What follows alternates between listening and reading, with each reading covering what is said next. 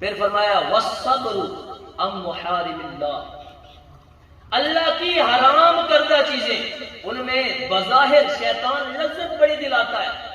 اور لذت بندے کو دنیا میں آتی بھی ہے، جو فانی ہے اور فنا ہو جانے والی ہے، جو گناہ اس سے ملے گا وہ باقی ہے اور باقی رہ کے بندے کو ذلیل کروائے گا۔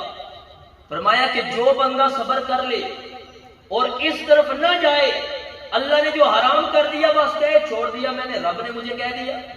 تو اب وہ بندہ بھی ابدالوں میں سے ایک ابدال ہونے کی نشانی ہے۔ اب تیسرے نمبر پہ فرمایا، ہم یہاں پہ سنتے آتے ہیں آئے روز، غصہ نہ کیجئے، غصہ نہ کیجئے، غصہ نہ کیجئے، جلال میں نہ آئیے،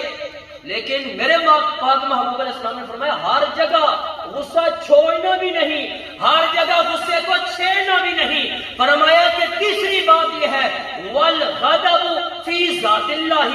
اللہ کی ذات کی باری آ جائے، دین مصطفیٰ کی باری آ جائے، اہل بیت کی باری آ جائے، صحابہ کے مقام کی باری آ جائے، ان کی عزت اور ناموس کی باری آ جائے، پھر وہاں چپ نہیں بیٹھنا بلکہ اپنی غیرت ایمانی سے اپنے غصے کا اظہار کرنا ہے۔ جب ایسا کر لو تو یہ ابدال ہونے کی تیسری نشانی ہے۔ اب اس سے ایک اور سطح پہ سرکار کا فرمان آپ کو سناتا ہوں۔ سرکار دو جہاں صلی اللہ تعالی علیہ وسلم نے فرمایا کہ من حافظ علی ثلاث فہو ولی اللہ حقا، جس بندے کے اندر یہ تین چیزیں پائی جائیں وہ اللہ کا پکا ولی ہے۔ ومن ضیعہن فہو عدو اللہ حقا، جس بندے میں تین نہ پائی جائے وہ ضائع کر دے ان کو، وہ اللہ کے دشمنوں میں سے ایک دشمن ہے۔ وہ تین باتیں سرکار نے جو گنوائی ہے، فرمایا الصلاۃ، یعنی نماز کو لازم پکڑنا،